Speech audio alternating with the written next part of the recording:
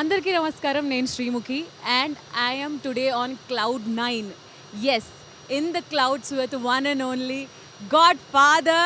Here he is with us, boss. Amazing. అసలు నేను లైఫ్లో ఎప్పుడు అనుకోలేదు నా ఫస్ట్ ప్రైవేట్ జెట్ ఇలాంటి ఒక ఎక్స్పీరియన్స్ ఉంటుందని చెప్పేసి. వాట్ బెటర్ అంటే ఆ దేవుణ్ణి ఆ బ్రహ్మని ఇంకేమని అడుగుతాము దీనికన్నా.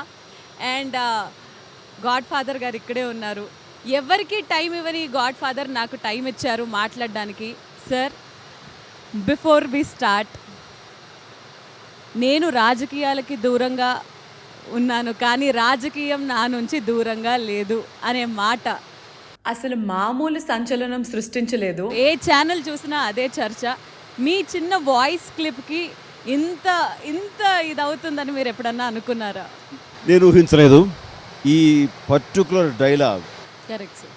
అండ్ నేను రాజకీయాలకి దూరంగా ఉన్నాను కానీ రాజకీయం నా నుంచి దూరం కాలేదు అనే ఈ డైలాగు ఇంత రిపుల్స్ని క్రియేట్ చేస్తుందని మాత్రం నేను ఊహించలేదు.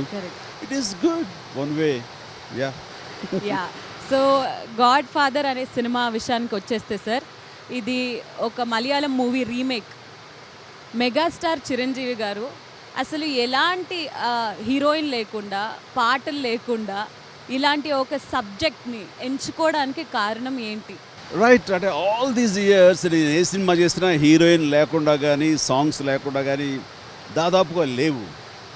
అండ్ దాని మూలంగా ఒక కొత్తదనం ఇవ్వాలి అని ఎప్పటికప్పుడు ప్రయత్నించాను. నాకు ఎట్ దిస్ జంక్చర్ ఇంత సీనియారిటీ ఇంత ఇమేజ్ ఉన్న తర్వాత వైవిధ్యానికి నేను ఎందుకు తావివ్వకూడదన్న ఆలోచన ఉన్న నాకు ఈ మోహన్ లాల్ది ఈ లూసిఫర్ సినిమా తారసపడినప్పుడు ఇది నాకు కొత్త యాంగిల్ని నేను ఆవిష్కరించినట్లుగా ఉంటుంది. ఎందుకు చేయకూడదనే భావం రావటం, నా క్లోజ్ ఫ్రెండ్స్ సర్కిల్లో ఈ మాట చెప్పినప్పుడు అందరూ చాలా ఎంకరేజింగ్ అన్నారు. ఎందుకంటే ఈ సబ్జెక్ట్ ఎంత పవర్ఫుల్ అంటే హీరోయిన్ లేదంటని కానీ సాంగ్స్ లేవేంటి అన్న కానీ అసలు అలాంటి ఆలోచన అలాంటి ప్రసక్తే రాకుండా అంత టైట్గా గ్రిప్పింగ్గా ఈ పొలిటికల్ డ్రామా కానివ్వండి, దాంతోపాటు ప్యారల్గా నడిచే ఫ్యామిలీ డ్రామా కానివ్వండి, ఈ ఎమోషన్స్ డెఫినెట్గా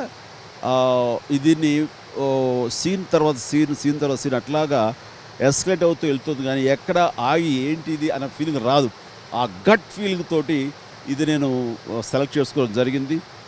నా ఊహ నా అంచనా తప్పు కాదు అన్నది నిన్న మొన్న పూర్తి స్థాయిలో రషెస్ చూసిన తర్వాత ఎస్ ఐఎమ్ రైట్ అన్న ఫీలింగ్ కలిగింది. Boss is always right. And boss movies ఎలాంటి ఏ జానర్ అయినా సరే చూడడానికి విపరీతమైన అభిమానులు ఉన్నారనే విషయం మీకు తెలిసిందే. అండ్ చిన్న టీజర్ రిలీజ్ అయింది. ఆ టీజర్లో బాస్ లుక్ చూసాము. For the first time ever Chiranjeevi గారిని మనము సాల్ట్ అండ్ పెప్పర్ లుక్లో చూస్తున్నాము. సార్, ఎలాంటి లుక్ అయినా సరే యు నేల్ ఇట్. మరి ఈ లుక్ వెనక అసలు ఎంత హోంవర్క్ జరిగింది? ఎలా అసలు ఈ క్యారెక్టర్ పరంగా నేను చూసుకుంటే ఇది ఒక వెల్ మెచ్యూర్డ్ క్యారెక్టర్ అండ్ సంపూర్ణ నాయకత్వం ఉన్నవాడు, జీవితాన్ని కాచి వడపోసేటువంటి వ్యక్తిత్వం. సో అలాంటి సంపూర్ణత్వం అనేది ఎప్పుడు వస్తుందంటే నడి వయసు దాటిన తర్వాతే వస్తుంది. సో అలాంటి జీవితాన్ని కాచి వడపోసిన వాడికి ఈ salt and pepper look and చిన్న streaks of white hair, grey hair ఇవన్నీ ఉండటం అన్నది ఒక నిండుతనాన్ని కలగజేస్తున్న భావం నాకు వచ్చినప్పుడు నేను డైరెక్టర్ వాళ్ళకి చెప్పడం జరిగింది. అండ్ కెమెరామెన్ వాళ్ళందరూ కూడా దీన్ని అప్రిషియేట్ చేశారు. సో ఆ విధంగా ఈ గడప వేసుకోవాలనిపించింది. నేను ఫస్ట్ టైం ఈ రకంగా వేయటం. పాత్ర గాడ్ ఫాదర్ అనే సినిమా సీరియస్ అయినప్పటికీ, పాత్ర సీరియస్ అయినప్పటికీ, మాలాంటి అమ్మాయిలు ఎవరైతే అభిమానులు ఉంటారో ఈ లుక్లో మీరు చాలా హాట్గా ఉన్నారు. అండ్ అసలు తట్టుకోలేకపోతున్నాము. బట్ వద్దు 10,000 అడుగుల ఎత్తులో ఉన్నాం. మెగాస్టార్తో పాటు నయనతార గారు ఉన్నారు ఈ సినిమాలో. అండ్ చాలా ఇంపార్టెంట్ పాత్రని పోషిస్తున్నారు ఆవిడ, ప్రియా అని. సో ప్రియా గురించి మీ మాటల్లో అసలు? సత్యప్రియ అమ్మాయి పేరు. అండ్ ఆ క్యారెక్టర్కి ఒక performance oriented character, at the same time అంత హెవీ క్యారెక్టర్ క్యారీ చేసేటువంటి కరిస్మా ఉండాలి, తర్వాత సీనియారిటీ ఉండాలి, సినిమాకు గ్లామర్ తీసుకురావాలి. ఎన్ని కోణాలను చూస్తే కనుక నయనతార పెర్ఫెక్ట్గా అందరికీ ఒకేసారి అనిపించడం, తన అప్రోచ్ అయితే కనుక తను వెంటనే ఈ సినిమా చేస్తాను ఉత్సాహం చూపించడం అన్నది మాకందరికీ ఎంతో ఎంకరేజింగ్ అనిపించింది. అండ్ మేము అనుకున్నట్టుగానే ఆ క్యారెక్టర్లో ఆ పిల్ల అలా ఒదిగిపోవడం కానీ నయనతార దాన్ని ఎంతో గుంభనంగా ఆ క్యారెక్టర్ని పెర్ఫామ్ చేయటం అన్నది సినిమాకి ఒక ఎంతో సపోర్ట్, ఎంతో ఓనే తీసుకొచ్చిందని చెప్పచ్చు. అండ్ చాలామంది కాదు కొద్దిమంది అన్నారు అండ్ అందరూ హీరోయిన్గా చేశారు, మళ్ళీ ఇందులో అన్న చెల్లెలు అనేసరికి కొంచెం ఇబ్బంది ఉండదా అని. అంటే సబ్జెక్ట్ ఈజ్ సో పవర్ఫుల్.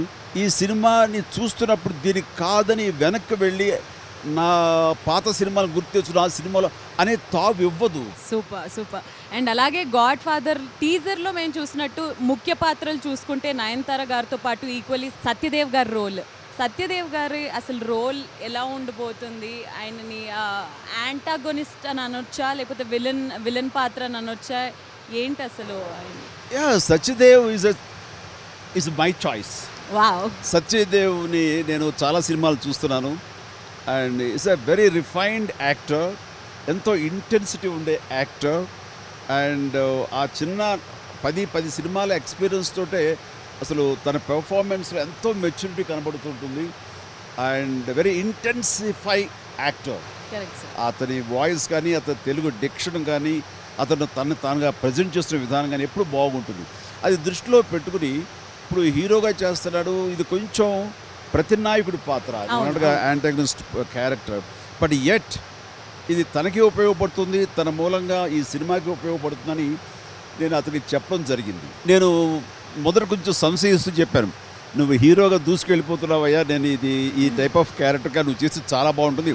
ఇది ప్రధానమైన పాత్రలు 3 ఉంటే కనుక అందులో ఇది 3వది, నువ్వు చేస్తే బాగున్నా, నీకు అభ్యంతరం అయితే మాత్రం నీ ఇష్టం, వద్దని చెప్పచ్చు అని చెప్పాను. అతను ఒకటే అన్నాడు, అసలు ఇంతసేపు మీరు మాట్లాడుతుంటే నా అభిమాన కథానాయకుడు, నా హీరో నన్ను పిలిచేలా మాట్లాడుతుంటే నాకు నోట మాట రాలేదు అని.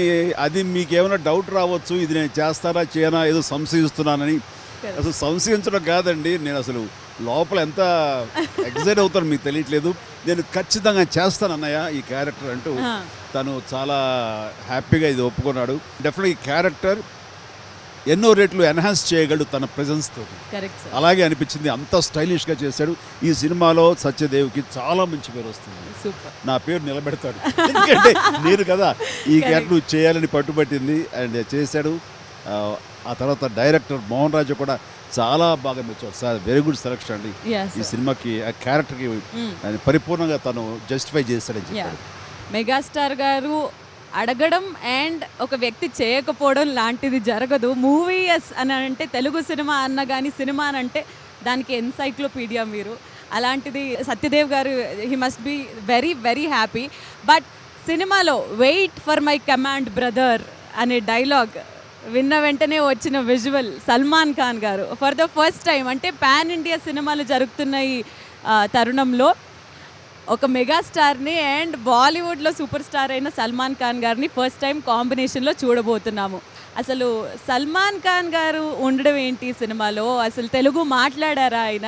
ఎలా జరిగింది షూట్ అదంతా? ఈ సినిమాలో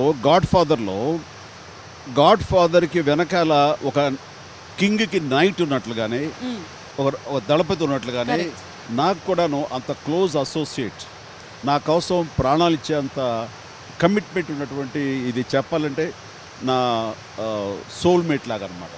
నేను చేసే ప్రతి యాక్ట్లోనూ అతను నన్ను వెన్నంటుంటాడు, నాకు అన్ని రకాలుగా అండదండలు అందిస్తుండే ఒక పర్ఫెక్ట్ క్యారెక్టర్. దానికి ఇమేజ్ కావాలి, దాన్ని క్యారీ చేసే సత్తా ఉండాలి. అది కేవలం సినిమాలో ఒక 10 నిమిషాలు ఉండొచ్చు, బట్ ఈవెన్ దెన్ నన్ను నిలబెట్టి తను కొంతవరకు ఫైట్ లీడ్ చేస్తున్నాడంటే కనుక అంత ఇమేజ్ ఉన్నటువంటి సూపర్ స్టార్ అయితేనే నేను కొంచెం బ్యాక్ సీట్ తీసుకున్నా తను ముందుకు వెళ్ళి సీన్ నడిపించగలడు, లేదా ఫైట్ని రక్తి కట్టించగలడు. అలాంటిది ఓన్లీ సల్మాన్కి అయితే ఆ ఛాన్స్ ఉంది అని మాకు అందరికీ అనిపించడం ఏంటి నన్ను అడిగారు. అడిగితే నేను కానీ రామ్ చరణ్ కానీ సల్మాన్ అడిగితే అతను నో అనే ప్రసక్తే ఉండదు. అవును. అంతటి అభిమానాన్ని అంత ప్రేమని మా ఇద్దరి మీద చూపిస్తాడు. కాబట్టి చరణ్ ముందెళ్ళి ఒక క్యారెక్టర్ ఉంది, ఒక చిన్న cameo, it's very positive, but నాకు సపోర్ట్ ఉండే క్యారెక్టర్ గాడ్ ఫాదర్ అంటూ చెప్పేసరికి డాడీ నేను జస్టిఫై చేస్తాను నమ్మకంతో అడిగారా అంటే డాడీ అన్నారంటే ఆయన అనడం ఏంటి, నేను సినిమా అసలు చూడని ఇంతవరకు ఒరిజినల్ సినిమా చూడలేదు. ఓకే ఓకే ఆయన చూడకుండా సినిమా ఆయన అన్నారంటే కనుక అంత నమ్మకంతో మంచి క్యారెక్టర్తో నాకు ఇస్తారు, నన్ను రికమెండ్ చేస్తారు, నేను చేస్తాను ఈ క్యారెక్టర్ చెప్పాడు. సూపర్ అండ్ చేసినందుకు గాను ఇందులో సల్మాన్ తోటి ఒక నిడుదనం వచ్చేసింది. సో అందరిలోనూ ఒక గుడ్ ఫీలింగ్ ఉంది, కరెక్ట్ ఫీల్ గుడ్ అట్మాస్ఫియర్ కలిగింది అతను చేస్తున్నంతసేపు. అండ్ చాలా ఓన్ చేస్తాడు, ఎంత కోఆపరేట్ చేశాడంటే ఇక్కడ ఇలా కాదు ఇలా చేస్తానండు తనే ప్రోయాక్టివ్గా కొన్ని సీన్స్ కన్సీవ్ చేసి ఇలా చేస్తానని చెప్పడం అనేది మా యూనిట్లో అందరికీ ఎంత ఉత్సాహం. మరి డైరెక్టర్కి మరింత ఒక కాన్ఫిడెన్స్ ఇవ్వగలిగాడు. తను కేవలం ప్రేమతోటి సినిమా చేస్తాడే కనుక హ్యాట్స్ ఆఫ్ టు సల్మాన్ భాయ్, we love you. So sweet Salman ji, we also love you. Thank you so much మీరు బాస్ కాంబినేషన్లో ఈ సినిమా చేస్తున్నందుకు.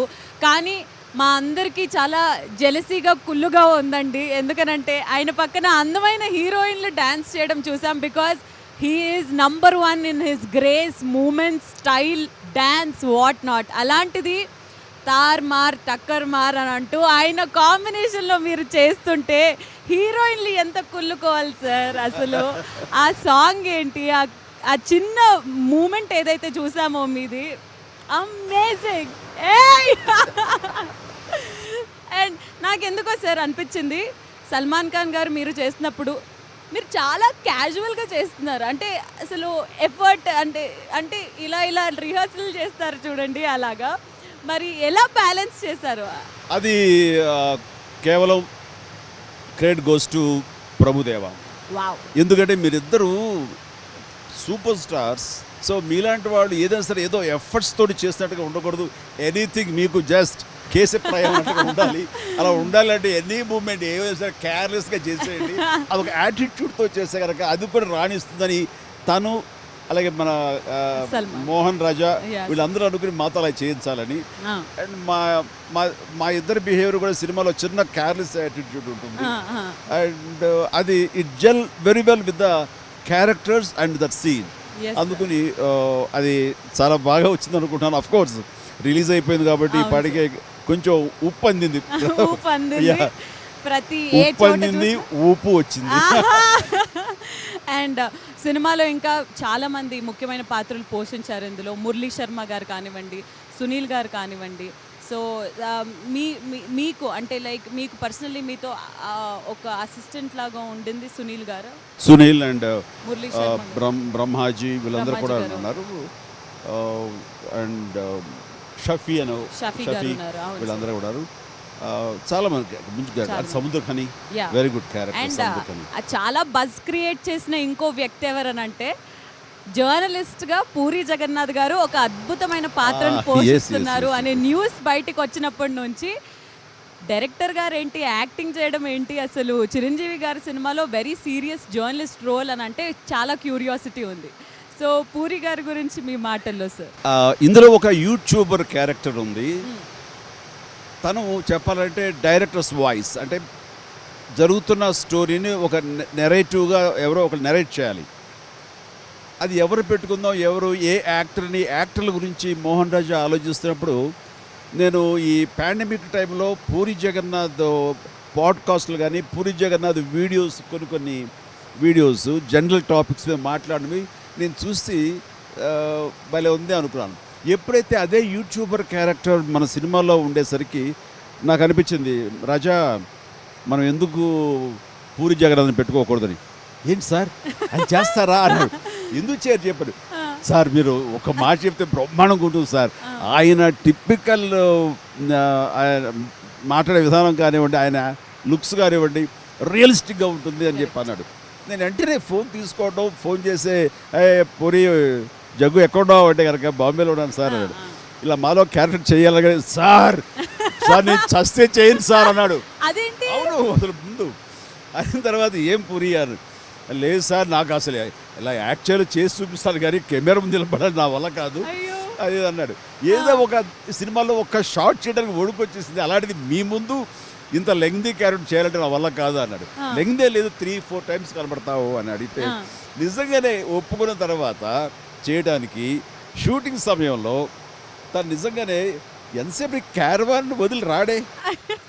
పూరి అక్కడ వెయిటింగ్ హీరో అంటే వస్తున్నారు ఇది వస్తున్నారు అంటూ తన స్టైల్లో ఇది కాల్ చేసుకుంటూ టీలు తాగుతూ నెమ్మది దిగొచ్చాడు. చార్మి వచ్చింది. ఏంటి చార్మి అంటే ఆయన అసలు షివరైపోతున్నాడు, ఎందుకు నాకు ఈ పరీక్ష నాకు అవసరమా. వచ్చిన తర్వాత చేశాడు. ఎంత న్యాచురల్ ఉంటుందంటే అతనిలో ఇంత న్యాచురల్ ఇంత కమాండ్గా ఉన్న నటుడు ఉన్నాడని మీరే ఆశ్చర్యపోతారు. ఆ క్యారెక్టర్ మేము ఏమనుకున్నాం దాన్ని 100% జస్టిఫై చేశాడు Puri Jagannadh. Super super, so excited to see sir. And తర్వాత అలాగే ఒక క్యారెక్టర్ యాక్టర్గా రావు గోపాలరావు గారు అయిపోయిన తర్వాత ఇంకెవరున్నారు అలాంటి క్యారెక్టర్స్ అనుకున్నప్పుడు వాళ్ళ అబ్బాయి రావు రమేష్ ఉన్నా సరే ప్యారలల్గా మరొక వ్యక్తిగా మన శర్మ గారు, అవును సార్, మురళీ శర్మ గారు ఈ సినిమాలో ఆ క్యారెక్టర్ చేసిన విధానాన్ని పోషించిన విధానం కానీ ఒక టిపికల్ ఇది అంటే అవకాశవాది ఆ క్యారెక్టర్ అసలు ఎంత బాగా చేశారంటే చాలా ముచ్చనిపించింది. ఆయన కూడా అంత బాగా చేశారు. అట్లాగే సునీల్, పుష్ప తర్వాత విలన్గా చేసే సునీల్ ఇందులో మంచి క్యారెక్టర్ చేశాడు. అది కూడా కొంచెం మీకు థ్రిల్ ఇచ్చే క్యారెక్టర్ అవుతుంది. అలాగే చిన్న క్యారెక్టర్ చేసినా సరే మంచి పవర్ఫుల్ క్యారెక్టర్, అర్థవంతమైన క్యారెక్టర్ చేసిన షఫీ కానివ్వండి, గెటప్ సీను కానివ్వండి, వీళ్ళు దీంతో పాటు వెరీ పవర్ఫుల్ పోలీస్ ఆఫీసర్ సముద్ర ఖని ఎక్సలెంట్ చేశారు. అండ్ మురళీమోహన్ గారు గౌరవార్థంగా చిన్న క్యారెక్టర్ పెద్ద ఆయన క్యారెక్టర్ చేశారు. ఇట్లాగా ప్రతి ఒక్కళ్ళు ఆయా క్యారెక్టర్స్లో రాణించి మెప్పించి ఈ సినిమాకు నిండుదనాన్ని కలగ చేశారు. So thanks to each and every one. And Divi అనే ఆ అమ్మాయి కూడా ఒక చక్కటి క్యారెక్టర్, ఒక purposeful character, very emotional character, sentimental character తను బాగా చేశారు. అండ్ తర్వాత ఇందులో ఒక సీఎంగా మంచి సీఎంగా ఉంటారు పీకేఆర్ అనేది.